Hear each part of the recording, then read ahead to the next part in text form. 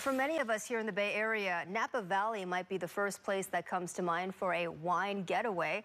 Our travel enthusiast Dana Rebmann joins us live now to share why we might want to consider a trip to Calistoga. Good morning to you. Good morning. You know, Calistoga runs a bit under the radar in comparison to some of its Napa Valley neighbors, but it's one of those instances where I say, well, that's all the more reason to go, check it out. truthfully.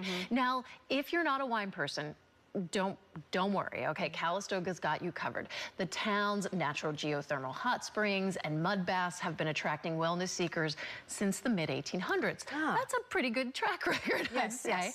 This is Calistoga Motor Lodge and Spa. It's one of a plethora of spas and hotels with pools that are fed by on-site hot springs. Wow. And it just makes this a spot where you can come with family, with friends, or truthfully, by yourself.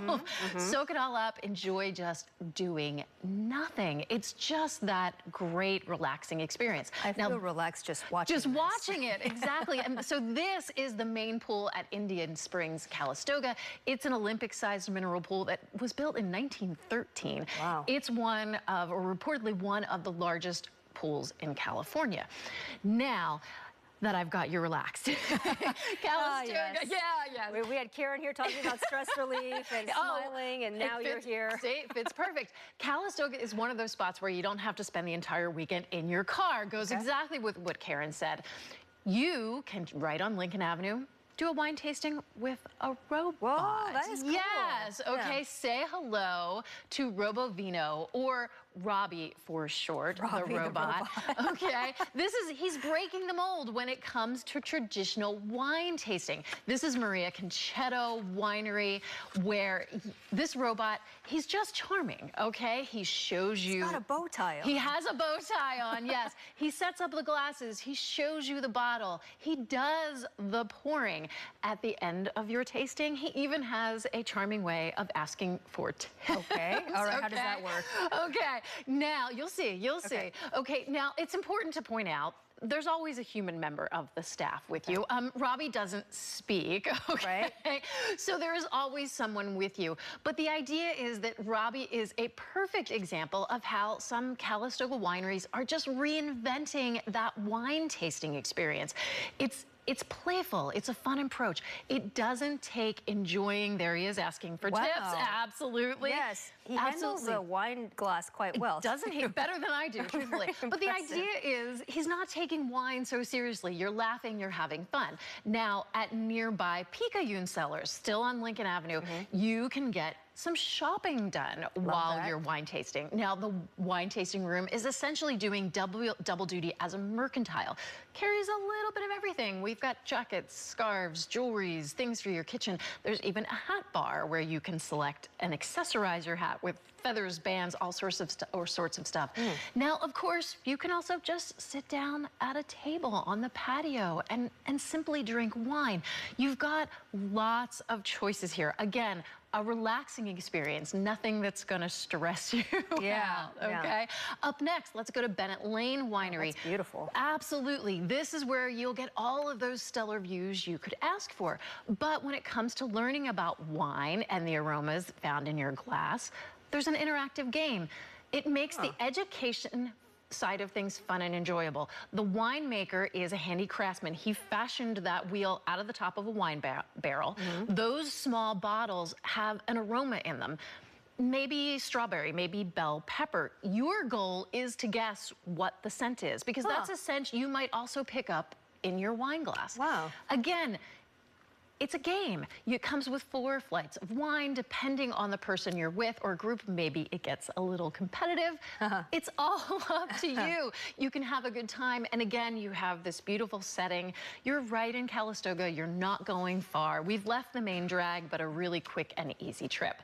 And then finally, if you're in town for a Saturday or Sunday, save time for a quick trip to Bale Grist Mill. Now, this is a spot you've likely driven by numerous times. It's right on Highway 29. It's in between Calistoga and St. Helena. You probably never realized what it was. Dates back to the mid-1840s. It's the second largest wooden water wheel in the United States. That's pretty impressive. Yeah. It's also believed to be the only functioning grist mill this side of the Mississippi River. Grist mill. Okay. Yeah, okay, so now every weekend, millers are at work here using that water wheel and the millstones inside, and they're essentially grinding grain into an assortment of flours and meals. Now, so bread flour, pastry flour, cornmeal, polenta. It's hard to imagine, but long before grapes dominated the agricultural scene in Napa Valley, there would have been about a half a dozen or so mills here where farmers would bring their grain.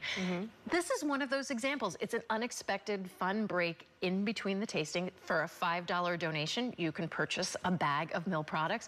I'm a big fan of the polenta, but again, cornmeal, whole wheat pastry flour, bread flour, more. And you know, how often do you stand in front of it's a really cool piece of history that we're looking at here. It's absolutely a cool piece of history. Again, a break in between a tasting. Maybe you've been soaking in hot springs, you need to dry out a little bit. You can pop in, you can pop out. The millers are always at work. They're happy to kind of show their craft.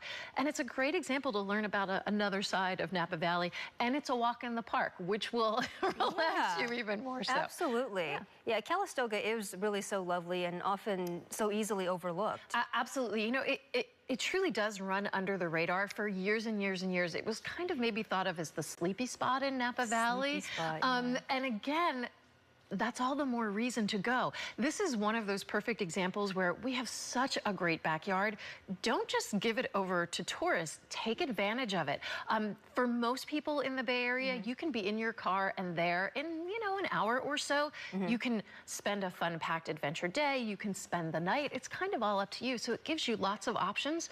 When you have a day off, go and enjoy yourself. Stop pulling weeds in the yard. Go and take a day. Yeah, what a great idea. And, you know, I want to go back to Robbie the robot. Robbie, absolutely. I mean, do you think that that's kind of the future of, we'll be seeing more of him? Or? Do I think it's the future? What I think it is there's a lot of wineries out there. At my last count, we're probably at close to 1,000 between Napa and Sonoma.